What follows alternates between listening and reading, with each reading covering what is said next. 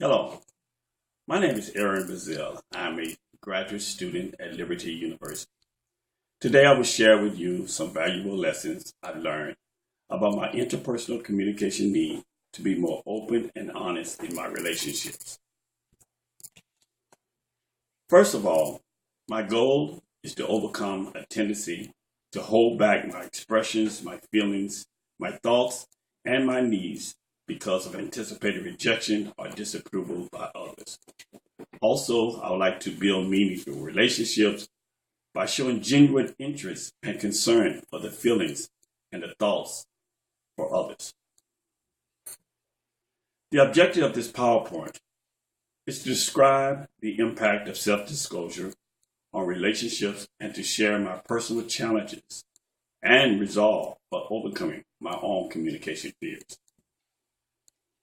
Self-disclosure is defined as revealing to another person how you perceive and are reacting to the present situation and giving information about yourself and your past that is relevant to understanding of your perception and reaction to the present.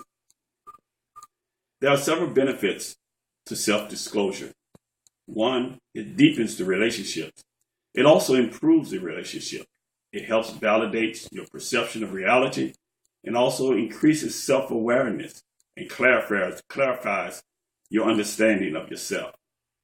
It frees emotions, it helps manage stress and adversity, and it fulfills a human need to be known intimately and accepted. Self-disclosure is also good for your health. Compared to those who engage in more superficial small talk, studies have shown that people who have substantive, deep conversations and who make themselves known to others enjoy better health. There are some blocks to disclosure. One, fear of yourself, fear of rejection, fear of punishment, fear of being talked about or taken advantage of, and fear of intimacy. For my personality type, IS, I'm known to be a people-oriented person. I tend to be both active and passive in my conversations, but I'm also a little too tolerant and sometimes forgiving and not being concerned about how I feel about a certain situation and taking a stand for what I think is right. The good news is that there is room for change and progress. As human beings, we are responsive beings. Responsive means that we can make the necessary changes, unlike other animals or objects who only react. As humans, we have the capacity to choose how we behave. Self-awareness, past relationships do contribute a great deal to how we behave. A study by Betty concluded there are 13 common features about adult children of alcoholics. As an example, they have a difficulty following a project through from start to finish, and they constantly seek approval and affirmation.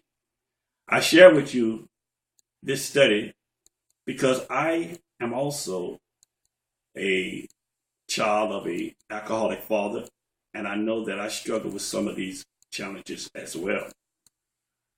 Self-disclosure must focus on the present and not the past. It's not about bringing up old concerns or not talking about things that don't matter, but it's bringing up issues that are relevant. Past history is helpful only if it clarifies why you are reacting in a certain way. Self-disclosure occurs when you allow your real self to come forward. The secret of powerful expression is recognizing that you are the ultimate authority on you. In other words, no one knows you better than yourself. You are the expert on what you think and how you feel. If you think and feel it, then you are or should be entitled to share it. Our culture teaches us to oftentimes encode messages. That is to say, something a little different than what we really mean, and to listen for what we expect, or rather, what we want to hear, instead of what the talker intends for us to hear. The more self-accepting you are, the greater your self-disclosure tends to be. Expressing yourself is often extremely difficult, and finding the courage to do so is a lifelong process. This is important because as you attempt to make the necessary changes to be more self-disclosing, you have to keep in mind, and I have to keep in mind, that if I oftentimes miss the mark, don't give up and don't beat myself up about it. Self-disclosure develops over time. It's not something that can happen overnight, especially if you are prone, if your personality is prone to be more secretive, if you are a person that has low self-esteem, self-disclosure can be very difficult. But you have to begin somewhere. And once you begin to open up and to share with others, little bit by little bit, then gradually you begin to open up in other relationships, and disclosure becomes a lot much more easier. When you're disclosing, one thing you must keep in mind is that disclosure is effective only when you disclose to the right person, to the right degree, for the right reason, and at the right time, and in the right place. Self-disclosure means that you must take ownership, and you must take responsibility for what you're feeling and what you're thinking. And when you speak, using such words as I or my, it makes clear that you are expressing your opinions and your concerns. And by doing this, you broaden the conversation. You enlarge the conversation. You are contributing more to the relationship. My resolve is to be more open, and I understand that it's going to be a challenge.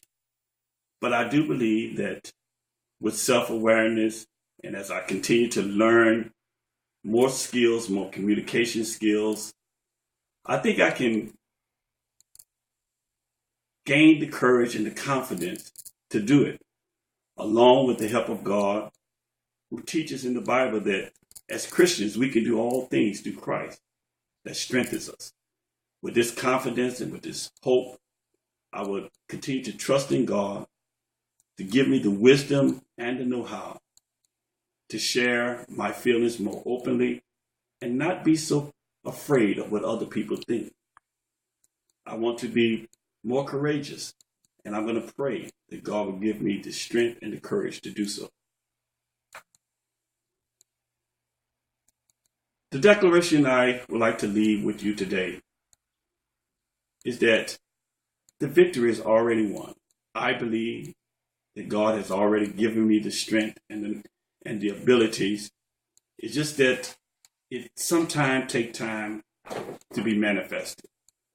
And with patience and commitment, I will obligate myself to be more open and more honest as I talk with everyone I know. And I believe by doing this, little bit by little bit, I will become more confident. And I will shade some of those fears that have kept me from sharing what I'm actually feeling inside.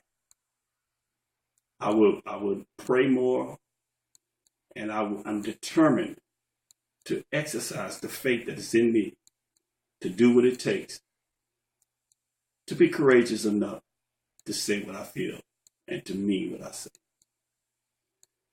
Lastly, I'd like to say this course has been a great help for me. I've learned a great deal about myself, and I've also learned how important it is to be open and honest in relationship when it comes to communication. Communication, I've learned, is all about relationships. And this lesson has taught me this very well. And I shall continue to commit myself to it.